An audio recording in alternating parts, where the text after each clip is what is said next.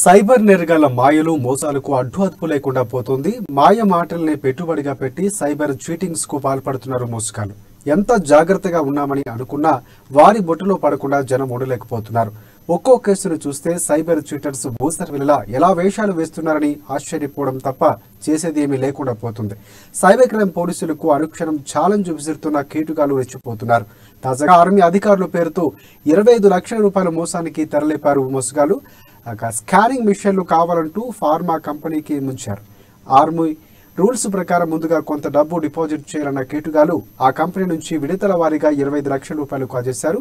ఆ డబ్బు తనకు రాలేదని మరింత డబ్బులు పంపాలని మోసగాళ్లు ఒత్తిడి చేయడంతో అనుమానం వచ్చిన ఫార్మా కంపెనీ యాజమాన్యం సైబర్ క్రైమ్ పోలీసులను ఆశ్రయించింది. యూట్యూబ్ లో సోషల్ మీడియాలో పెడతామని చెప్పేసి కొంచెం భయపెట్టి డబ్బులు అడిగినారు.